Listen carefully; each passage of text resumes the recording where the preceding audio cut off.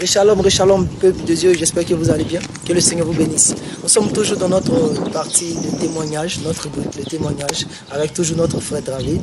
Cette fois-ci, nous sommes dans la phase numéro 3, c'est-à-dire la partie numéro 3. Bien aimé, tu as écouté la partie numéro 1, la partie numéro 2. Je t'exhorte à écouter la partie numéro 3, car il va encore faire sortir certaines choses qui vont vraiment t'édifier pour l'édification du corps du Christ. Sur ce, je dis shalom, à tout à l'heure.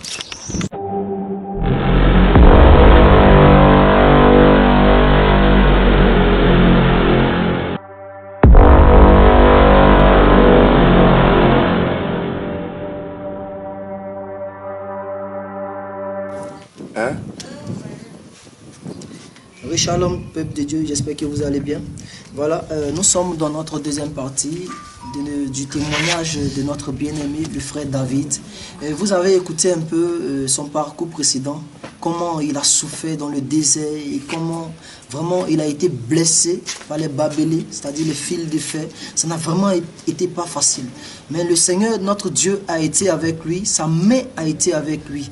Et aujourd'hui, il a été délivré de tout cela. Il est sorti de l'Afrique et il est rentré en Espagne. Maintenant, étant en Espagne, nous avons hâte de découvrir la suite. Et nous sommes pressés, comme vous, chers auditeurs, à écouter la suite. Et bien aimé, si tu es d'accord avec moi, prends une place et nous allons commencer avec le témoignage. Shalom bien aimé. Shalom. Que le Seigneur vous bénisse. Amen. Donc nous sommes dans la deuxième partie et sur cela, nous allons commencer. Allons-y. Amen. D'accord. Shalom, peuple de Dieu. Je bénis encore le Seigneur Jésus-Christ de Nazareth pour votre vie. Amen. Voilà, je reviens encore témoigner pour la deuxième partie de mon témoignage. Alléluia. Alors, quand je suis arrivé en Espagne, et du coup, je suis parti à Melilla, puisque les Espagnols discutaient avec moi par rapport à mon âge et tout. Ils m'ont dit que moi j'ai 16 ans. Et j'insistais là-dessus que je n'avais pas 16 ans et tout. Ils m'ont fait passer dans l'appareil. Et l'appareil disait que j'étais entre 14 ans et 15 ans. Donc ils ont voulu me garder en Espagne, que je ne voulais pas. Et ils m'ont demandé mon âge. Je les ai dit que j'avais 19 ans. Alors la dame en question elle a dit, ça sert à quoi de le garder? S'il dit que c'est son âge, et on le laisse. Donc puisque moi je voulais justement pas rester en Espagne, parce que si je restais en Espagne, on m'envoyait dans le camp mineur qui n'était pas du tout mon objectif principal. Alors c'est donc comme ça, on m'a libéré, on m'a fait partie à Melilla. J'arrive donc à Melilla, je prends contact d'un frère qui vivait déjà en France, puisque mon objectif principal c'était d'aller en Allemagne, parce qu'il y avait déjà un de mes cousins qui était prêt à me recevoir là-bas. Mais en Espagne, je l'appelais fatigué, il ne prenait plus le téléphone. Et du coup, c'est où donc j'entre en contact avec le frère qui vivait en France. C'est comme ça que j'entre en contact avec lui. Il m'invite en France. Je viens donc en France. Quand j'arrive en France, il m'accueille chez lui. Et quand il m'accueille donc chez lui, la vie, quand je suis arrivé en France, je me suis dit, voilà, la bonne vie, elle commence.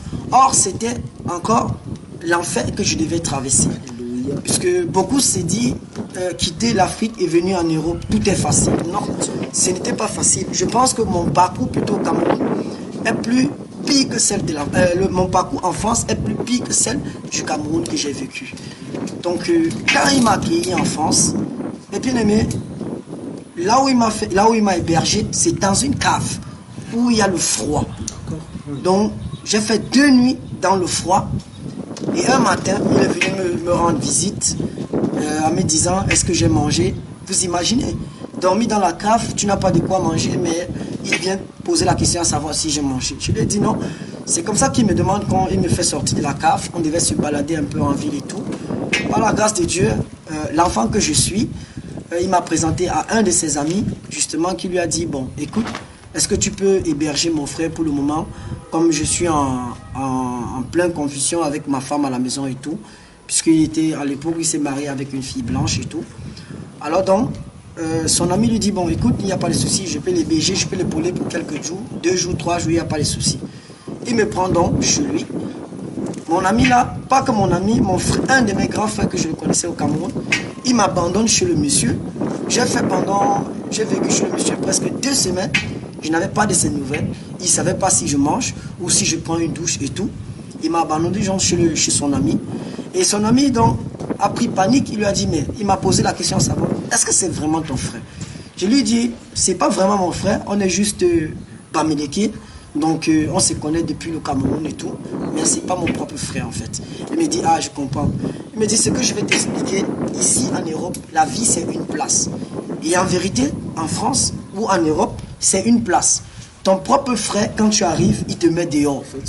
Si tu lui fais un petit truc qui l'énerve, il te met dehors. Il s'en fout.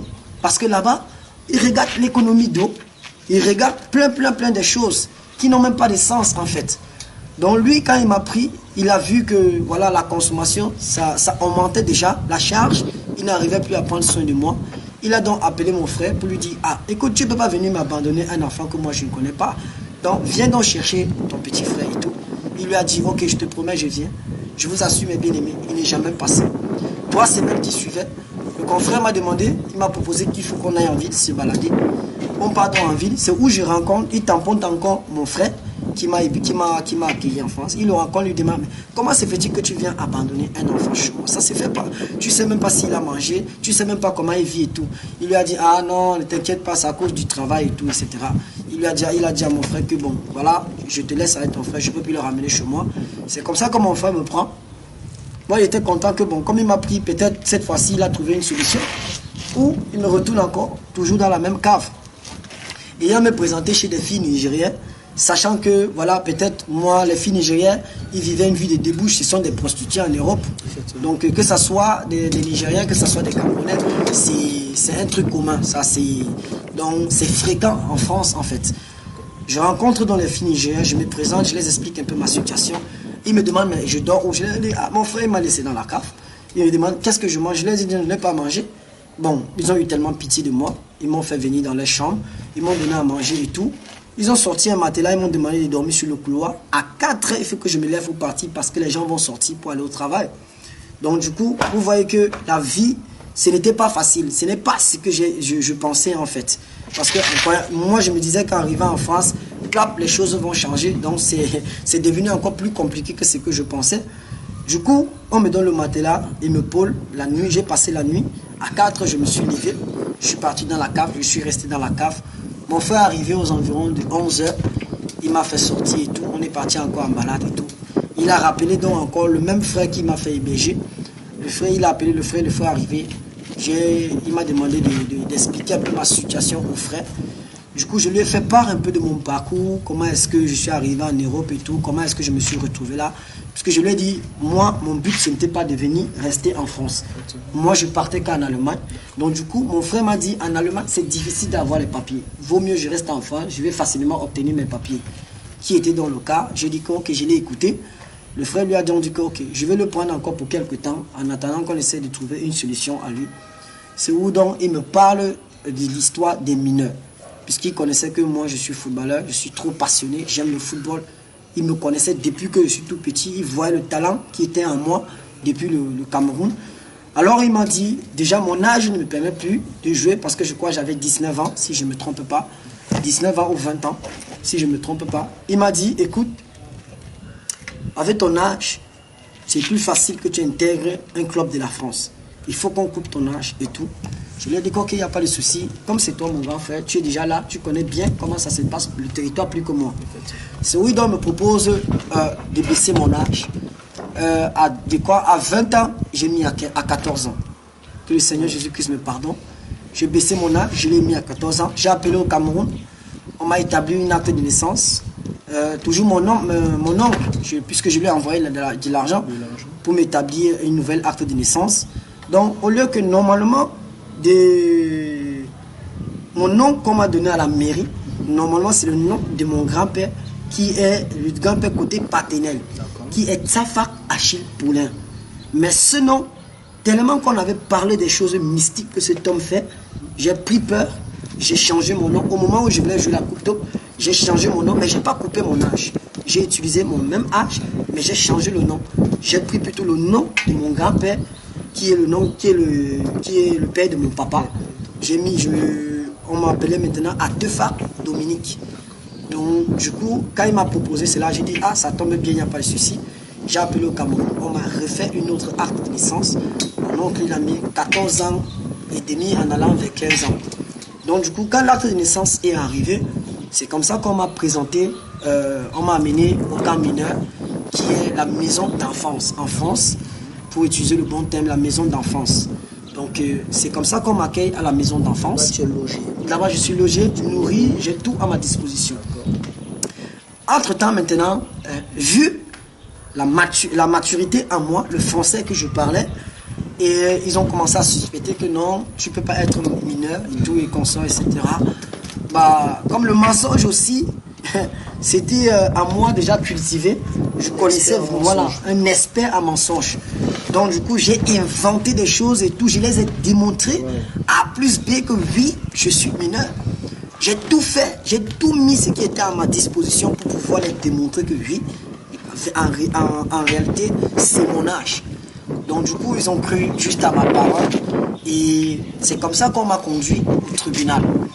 Quand on me conduit au tribunal pour juger si mon acte de naissance est vrai et tout, etc., ils m'ont d'abord amené, m'ont logé à l'hôtel, puisque quand on te prend, on te loge d'abord à l'hôtel, on passe d'abord à la vérification et tout. Si vraiment on trouve que tu es mineur, c'est où on t'envoie maintenant vers le camp mineur, là où on peut t'héberger et tout, etc. Tu peux retourner à l'école. Un matin, dans ma chambre d'hôtel, la police vient, il frappe à la porte. J'ouvre, il me dit, écoutez monsieur, vous n'êtes pas mineur, vu votre acte de naissance, il y a trop de fausseté et tout et consort. Mais mon acte de naissance, mon oncle lui est vraiment fait réel. Il est parti jusqu'à la mairie, parce que chez nous, tout est possible. Tout est vraiment possible. Puisqu'il est parti à la mairie, on m'a établi une nouvelle acte. Il y a la souche, elle est là. Si vous le cherchez, vous vérifiez, vous allez trouver la souche. Donc du coup, j'avais cette confiance en moi, cette détermination, que de toutes les façons, même s'ils veulent chercher la souche, ils verront. Alors j'ai dit à la police que non, mon acte de naissance, elle est vraie. Vous ne pouvez pas détenir mon acte de naissance en me disant que c'est faux.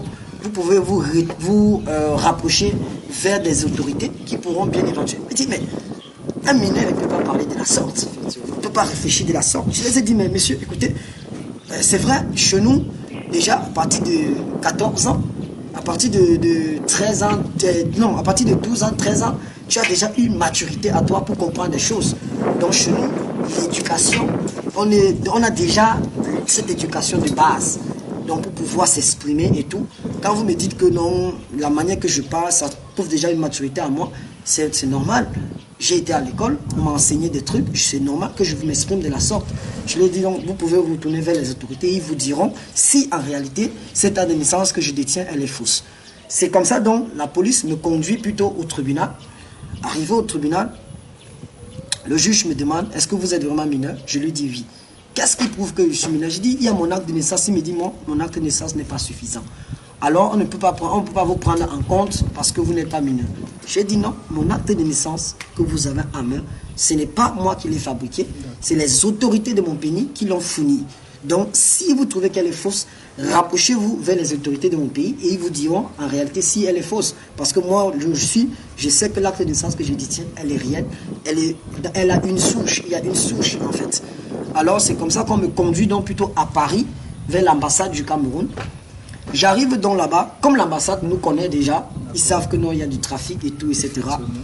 Alors, on lui présente l'acte de naissance, on lui dit cet acte de naissance, il est faux. Il pose la question à la police, comment est-ce que vous savez que c'est faux, que cet acte de naissance est faux? Qui pose la question? C'est l'ambassadeur qui pose la question à la police française. D'accord. Comment la police, il les a demandé comment est-ce que vous savez que cette acte de naissance est faux. Ils disent que non, par rapport aux écritures et tout, quand on regarde par rapport à d'autres actes de naissance, non, on trouve que non, il y a une fausseté et tout.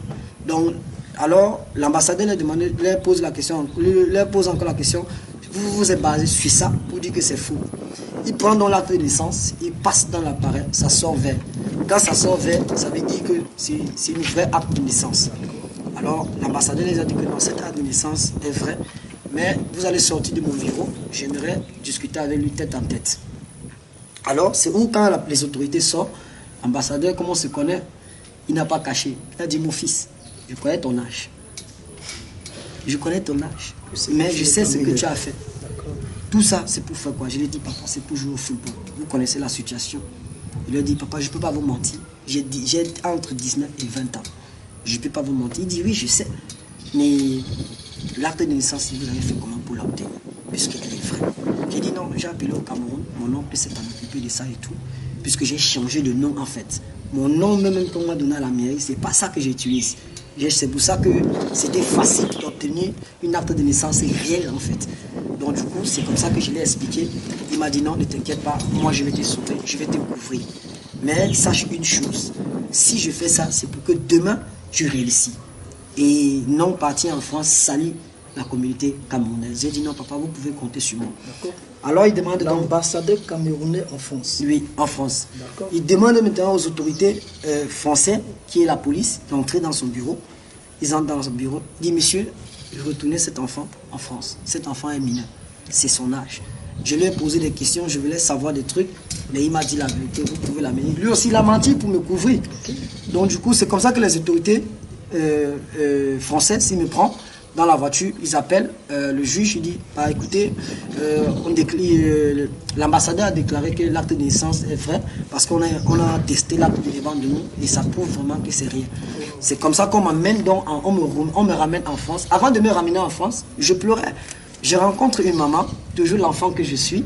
Elle m'a vu pleurer. Elle se rapproche vers les autorités françaises. Elle pose la question. Mais cet enfant a quoi? Pourquoi vous l'embarquez de la sorte? On dit non, son acte de naissance était faux et tout. Mais les autorités, l'ambassadeur a prouvé que l'acte de naissance est réel. Mais là maintenant, on ne sait pas si on va le prendre en charge et tout, etc. Elle dit non, cet enfant, moi je vais le prendre chez moi. Oui, carrément. Elle a dit non, je vais m'en occuper de cet enfant. Je le prends en charge. Est-ce que vous pouvez me le confier? C'est où les autorités françaises ont dit non, nous on ne peut pas confier cet enfant à vous puisqu'on s'est déplacé avec lui de la France de Strasbourg pour Paris. Du coup, si vous venez prendre la garde de cet enfant, vous devez nous suivre à Strasbourg. Comme ça, vous signez les papiers, on vous laisse l'enfant. Elle a dit qu'il n'y a pas de souci, on a pris son contact et tout, etc. On m'a ramené donc en France. Quand on me ramène donc en France, on me conduit directement au centre de déportation. J'arrive donc au centre de déportation, toujours les discutes et tout, etc.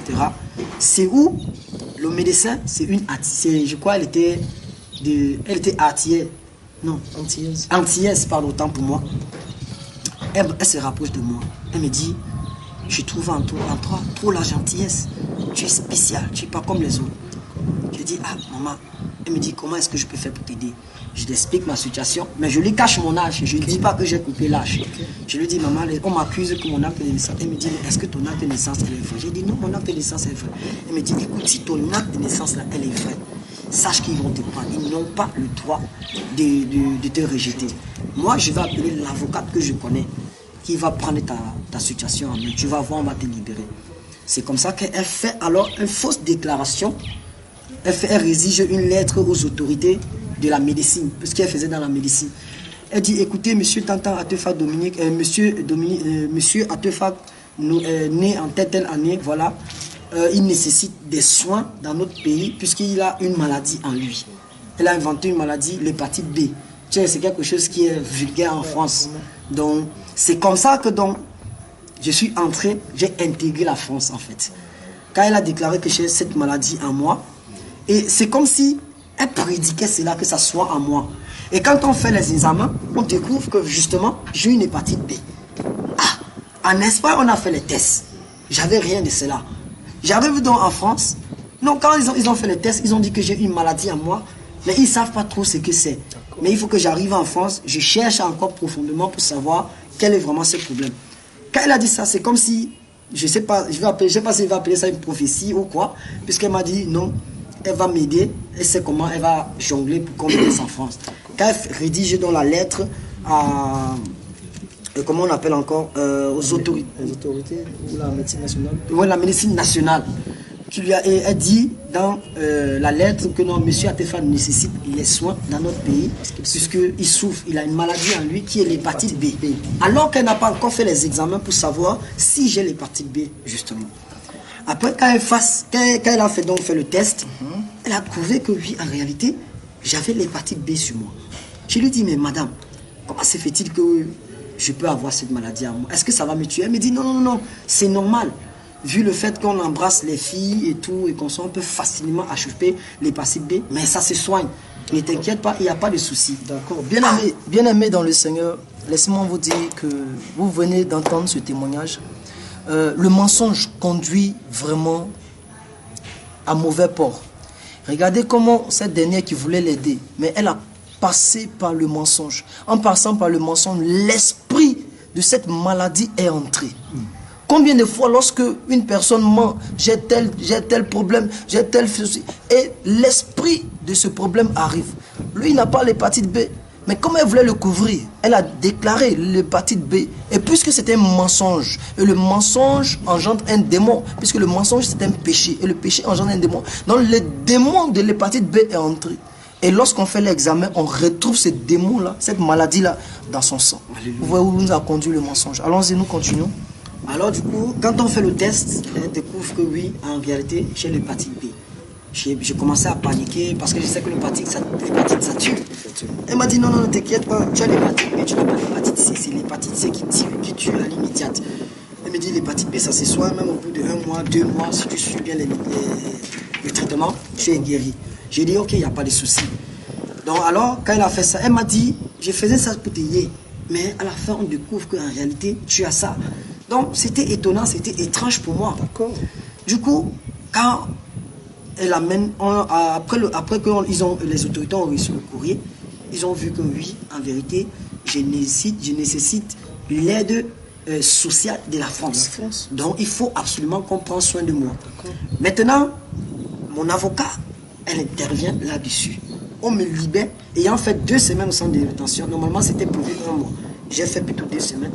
Le juge envoie un message d'urgence qu'on me libère le plus tôt possible. Soit on prend soin de moi, ou soit on me laisse vagabonder aussi en France comme ça. Du coup, parce qu'ils ont déclaré que je suis majeur. Quand les autorités espagnoles m'avaient pris, mais non, les autorités espagnoles m'avaient pris, j'ai déclaré majeur. Ah, d'accord. Donc, quand tu mets déjà les empreintes, c'est dans l'Union européenne. Effectivement. Alors, quand ils ont tapé dans le système, ils ont vu que je viens de l'Espagne. J'ai déjà les empreintes là-bas qui montrent la majorité de 19 ans. Alors, c'est comme ça qu'ils m'ont condamné. Ils ont dit non, on ne peut pas te prendre et tout, etc. Parce que oui, on a vu que là-bas, tu as menti, tu as 19 ans et ici, tu dis que tu as 14 ans et demi, ça n'a pas de sens, machin, truc, etc. Alors, c'est où mon avocat intervient. Mon avocat m'appelle, elle m'invite dans le bureau. Je pars la rencontrer dans son bureau. Elle me dit, je veux la vérité et rien que la vérité. Dans mon cœur, je paniquais. Je disais, mais si j'ai dit la vérité à cette dame, elle ne serait pas complice avec eux et que voilà, on ne me donne pas ce que je veux. Quelque chose me disait, n'aie pas peur, dis la vérité. C'est la vérité qui va t'aider. Je pars donc vers la dame, je dis, mais madame, écoutez, je lui donne les détails. Comment ça s'est passé et tout, parce que j'ai obtenu mon acte de naissance. Okay. J'ai même menti que mon père est décédé. Donc j'avais déjà prédiqué la mort de mon père. Tu l'as déjà enterré? J'ai enterré depuis. J'ai dit que mon père il est mort à l'âge de 13 ans, machin, truc, wow. Etc. Ma mère et mon frère, que de mensonges en fait. J'ai dit que mon père était mort, ma mère était déjà morte sur forme d'accident. Mais à elle, je n'ai pas dit ça. J'ai dit la vérité. Je lui ai dit, madame, quand vous voyez l'acte de naissance là, c'est mon oncle qui a tout fait. Parce que mon père il est tellement occupé et qu'il ne connaît rien dans tout ça. C'est mon oncle qui s'est occupé. Mon père est vivant, il dit, monsieur Atefak, c'est querelle ce que vous avez fait. Vous imaginez si vous voulez éviter votre père un jour en France ou votre maman en France, qu'est-ce que vous allez dire aux autorités françaises? Je ne sais même plus comment je vais commencer parce que là il y a du mensonge. J'ai dit, maître Elodie, je ne savais pas quoi faire. Parce que moi, j'ai été conduit par le mensonge. C'est mon frère qui m'a amené ici en France. C'est lui qui m'a demandé de dire toutes ces choses. Je ne savais pas quoi faire. Il m'a dit, Atefak, je vois en toi quelque chose de spécial, mais je vais t'aider. Je vais t'aider, mais sache que déjà il y a le mensonge. Et on doit rester sur le mensonge pour être sauvé. J'ai dit, ok, il n'y a pas de souci. Mais sache que je fais ça pour t'aider. Dans les normes, je ne fais pas ça. Alors elle a donc pris mon dossier en main. Elle a écrit aux autorités. Oh, monsieur Atefak, quand on voit, il nécessite voilà, les soins, machin, tout, etc. Et non seulement, quand on voit dans les déclarations, il avait déjà déclaré qu'il est mineur, qu'il était majeur parce qu'il ne voulait pas rester dans le territoire espagnol. Et même les autorités ont dit, on lui a fait passer dans la machine, que son âge c'est entre 14 ans et 15 ans. Donc quand vous voyez tout ça, pourquoi vous vous basez donc sur l'âge qu'il a dit? Est-ce qu'il vous a démontré un papier qui atteste son âge? Mais alors, voici un document qui atteste son vrai âge. Donc, ça prouve que l'âge qu'il est en train de vous dire, c'est réel. C'était ça tiraillé au tribunal. 2 semaines plus tard, on lui dit que non. Pour qu'on puisse prendre M. Atefa comme mineur, il lui faut un passeport. Elle me demande que est-ce que j'ai quelqu'un à Paris qui peut m'héberger. Je lui dis oui, il y a une dame à Paris qui peut m'héberger parce que on m'avait invité à Paris. Elle m'avait dit qu'elle devait prendre soin de moi quand les autorités françaises m'avaient amené à l'ambassade. Elle m'a dit, tu peux l'appeler? Je lui ai dit oui. J'ai appelé, je lui ai dit, Tata Agnette, écoute, voici ma situation. Est-ce que tu peux me prendre à Paris pour quelques temps pendant que je fournisse le passeport? On a besoin du passeport et tout. Elle me dit, non, il n'y a pas de souci. Tu peux venir même aujourd'hui. Cette dame-là, comme j'avais déjà intégré un club mineur, je jouais déjà. J'étais bien bon au football parce que le club m'hébergeait. Ils m'ont tout donné en fait. Maillot, équipement, etc. Alors c'est comme ça qu'on me fournit le transport d'aller sur Paris. Même elle-même, l'avocate, elle m'a donné de l'argent. Je monte donc sur Paris, comme je ne connaissais pas Paris. Ma soeur, elle est venue dans la dame en question est venue me prendre, elle m'a hébergé chez elle. Elle m'a dit que comment est-ce que je vais suivre le procédure en fait pour obtenir mon passeport. Je lui ai dit la vérité mot par mot, donc je n'ai rien caché en fait.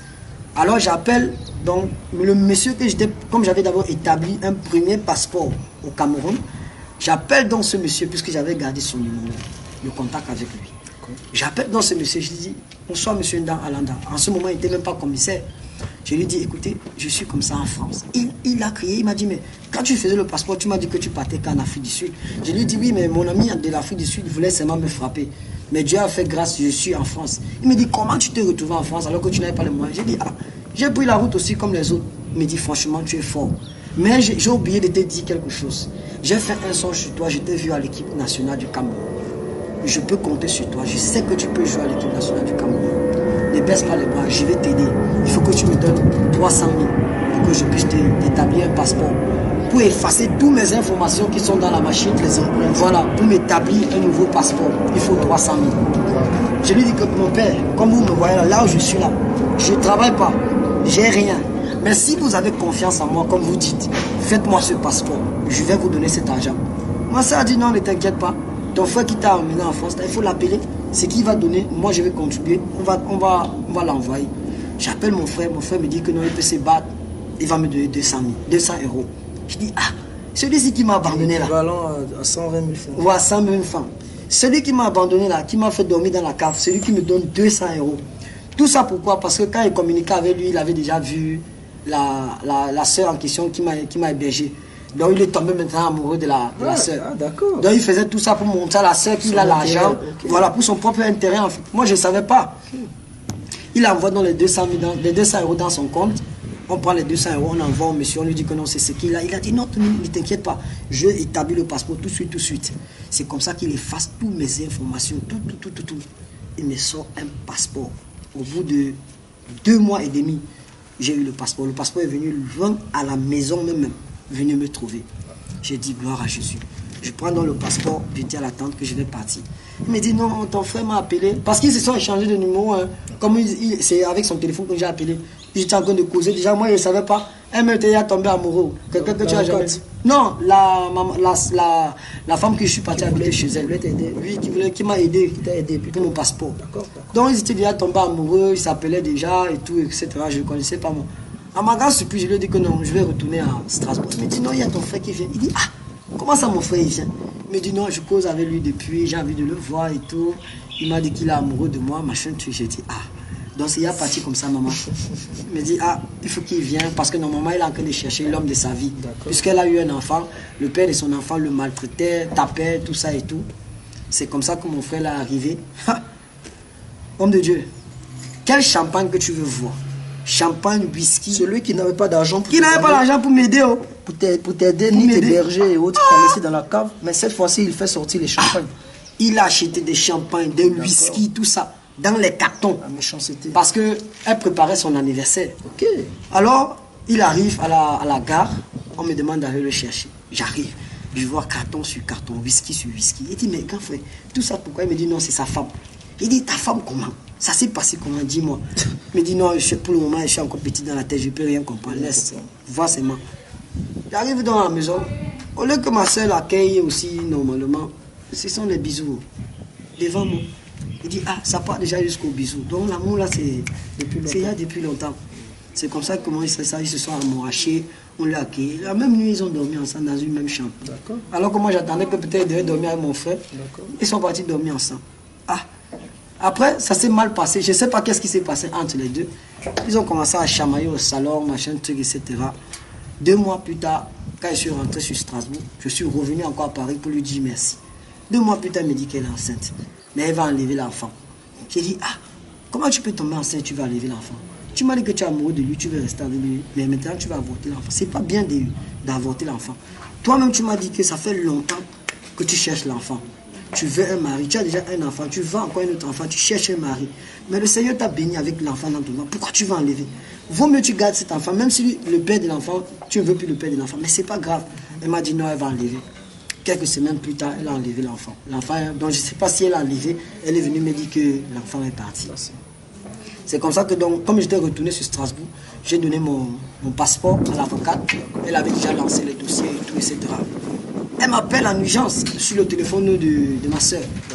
Dominique, tu es où? Je dis, je suis à Paris. Non, viens.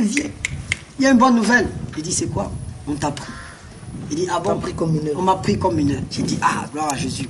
Ma soeur était contente, elle m'a payé le transport. Enfin, je retourne sur Strasbourg. Comme j'arrive dans son bureau, il y avait déjà la police qui m'attendait. On m'accueille comme un prince. Je suis assis derrière. J'ai ouvert les grosses bras comme ça là. Tu vois, la police dit, voilà, escortation mineure, tant. Oui, on met les gyrophares comme un président, quoi. On cède le passage, fille pour fille. Ma chambre était déjà prête, tout. Je suis entré dans ma chambre. Il dit, ah, Seigneur, tu es fidèle. Mais c'est dans le mensonge, je n'ai pas le choix. Parce que déjà, le mensonge, c'était déjà à moi, quoi. C'était déjà comme ma nature. Donc, c'est comme ça qu'on me donne les papiers. J'intègre donc maintenant le club de la première division de Strasbourg. Mais j'étais mineur. On me prend qu'avec les U15. Quand on m'avait pris en test avec les U15, après ils m'ont dit que non, ils n'ont pas besoin de moi. Il faut que je parte. Vu déjà mon âge, je suis avancé par rapport aux autres. On ne peut pas me garder. On veut que les enfants de 12 ans, 11 ans, etc. Donc à partir de 14 ans, 15 ans, on voit que tu entres déjà à 15 ans. En 2 ans, on ne peut pas te former pour que tu passes pro. C'est difficile. Donc c'est comme ça qu'ils m'ont laissé passer. L'autre club que j'avais déjà intégré, je suis parti dans là-bas, ils m'ont établi une licence et tout. J'ai commencé à jouer. C'est comme ça que le Seigneur a fait grâce. Au bout d'1 an, j'ai eu mes papiers. On m'a donné les papiers, une carte de résidence. Les papiers provisoires ou non. définitifs? Oui, les papiers provisoires, je les ai eu déjà au bout de 6 mois. 1 an maintenant, j'ai eu les papiers même définitifs en fait. Un titre de séjour. C'est comme ça que j'obtiens le titre de séjour. Je fais grâce, je commence à voyager. Club par club. Je n'avais pas de manager. Moi-même, je me sponsorisais. Je voyageais, je partais jouer à gauche, à droite, je partais un peu de partout. C'est comme ça que je tombe entre les mains d'un très bon coach, M. Michel, avec les U19. Il me dit, il y a quelque chose de spécial à moi. Il faut que je rêve. Rêve, crois à ton talent. C'est comme ça que quand il me fait signer dans son club, parce que je suis parti pour les tests, il m'a pris, il m'a gardé dans le club. Il m'a dit que si tu joues bien, toi-même tu vas voir. Alors quand il me prend, c'est là-bas donc on entre en contact avec moi, avec l'équipe nationale du Cameroun. On me sélectionne avec les juniors U20. Je voyage maintenant, je pars au Cameroun. Les photos, ils sont là. Je passe en test et tout, etc. Mais comme j'étais tellement naïf dans ce monde du football, je suis arrivé, tout le monde m'a salué, tout le monde touchait mes crampons. Je n'avais pas compris pourquoi on touchait mes crampons. Oh, c'est joli, c'est beau, les beaux marques et tout. Mais oh, je ne savais pas qu'on retirait déjà, on prenait plutôt ma chance. Alors, je ne comprenais rien. Premier entraînement, j'intègre. Tac, ça ne donne rien. Je dis, ah, David, c'est pas toi ça. Qu'est-ce qui ne va pas? Tac, ça ne donne pas. Le manager dit, celui-ci qu'on a vu, ses photos et tout. Là, je jouais même avec Ansu Fati, mais c'est quoi ça? C'est pas, je jouais ça. C'est où donc on me demande que va encore réfléchir si tu veux jouer. Je sors donc. La personne qui m'a fait venir à l'équipe nationale, il m'a invité de venir chez lui. Parce que je l'ai appelé pour l'expliquer. Il m'a dit, viens, c'est urgent. Je viens, il m'amène vers le prêtre exorciste. Le prêtre l'a pris pour moi, il me donne les trucs pour me laver et tout, etc. Machin truc, il m'a donné un prêtre exorciste. Bien aimé, les prêtres exorcistes sont les prêtres qui font la délivrance. Voilà, ils chassent les démons dans la vie de certaines personnes. On les appelle les exorcismes. Voilà, mais lui, c'est un prêtre. Un prêtre. Voilà. Et quand on parle de prêtre, vous savez en même temps de quelle partie, Voilà. de quelle partie religieuse. Du coup, le prêtre exorciste, il m'appelle, il a commencé à faire des trucs sur moi et tout. Il m'a donné le sel que je dois me doucher. D'accord. J'avais filmé ça, tout ça sur Comme mon des téléphone. potions magiques. Voilà. Du sel. Du sel, il m'a donné certains produits et tout. Et après, il m'a donné le jujube. Je ne sais pas si vous connaissez ce que c'est. C'est un truc qui est sucré, un peu comme ça là. C'est comme des petits grains. D'accord. On écarte comme ça pour retirer. C'est comme la soupe. Donc du coup, il m'a dit à chaque fois que je suis au stade, que je retire 2 grains, je mets sur mes crampons. Sur tes crampons. Voilà, pour jouer avec. Homme de Dieu, je vous assure, j'ai pratiqué la nuit ce qu'il m'a dit. J'arrive au stade, ce n'est plus moi. Vous sentez que ce n'est plus vous qui jouez. Ce n'est pas moi qui jouais. Le mystère qui est caché derrière le football. Ce n'est pas moi qui jouais. Vous qui êtes footballeur, suivez bien. Allons-y. Alors, j'entre au stade. Je joue le football comme moi-même je ne m'attendais pas. Waouh. Je dis, hier c'était pas comme ça, mais pourquoi aujourd'hui c'est différent? Alors j'ai cru que j'ai dit, donc ça veut dire que derrière le football, il y a quelque chose caché. Il faut vraiment que je m'accroche à ce monsieur. C'est mon Dieu. C'est comme ça que je l'ai appelé. J'ai dit, papa, le coach était tellement content de moi et tout. Mais le premier coach, même principal, il était tellement jaloux parce qu'il était sûr que si j'entre dans la liste des 16 qui vont aller au Mali, il n'aura pas son argent. Moi, je ne vais pas le payer. Parce que tous les autres qui sont convoqués, on les a, voilà, il les a corrompus. On lui a donné de l'argent. Mais moi, je suis venu par mon talent. D'accord. Alors, il a tout fait pour que je n'intègre pas le club. Donc, il faisait tout pour me décourager. Oh, des trucs des Zidane là, il faut arrêter ça ici.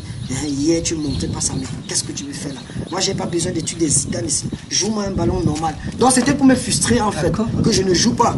Mais le lendemain matin, l'enfant de monsieur, mon excellence, monsieur Roger Mila, lui-même qui était le médecin, me dit, petit frère, pouf, on a vu. Vas-y vers l'avant. J'ai fait des merveilles. Le fils de Roger Mila. Le fils de Roger Mila, le médecin. D'accord. Il a dit, petit frère, j'ai fait des merveilles ce jour. Durant mon test, j'ai fait combien? J'ai fait, je crois, c'était 5 jours. J'ai fait un test intense. Ceux qui ne connaissent pas Roger Mila, voilà. C'est un ancien footballeur du Cameroun qui est devenu aujourd'hui ambassadeur. Aujourd'hui. Alors, c'est comme ça qu'il me dit, vas-y, t'inquiète pas, tu auras notre soutien. On va tout faire pour te mettre parce qu'on a vu talent, c'est là. Je suis tellement content, ému de joie. J'appelle le monsieur qui m'a intégré. Je lui dis, papa, voilà ça a montré et tout, etc. Il me dit, non, ne t'inquiète pas, Roger Mila va faire le reste. Quand je pars maintenant, la prochaine liste, on devait sélectionner. Je ne suis pas sorti de là. Je ne suis pas sorti dans la liste. C'est où mon papa là, il appelle Roger Mila. Il dit, mon excellence, l'enfant là, son nom n'est pas sorti. On fait comment? Il dit, si ce nom n'est pas sorti, c'est parce qu'il n'est pas bon et tout, etc. Oh, la personne qui m'avait convoqué, Charles Bidia, il m'avait demandé une somme d'argent, 600 000.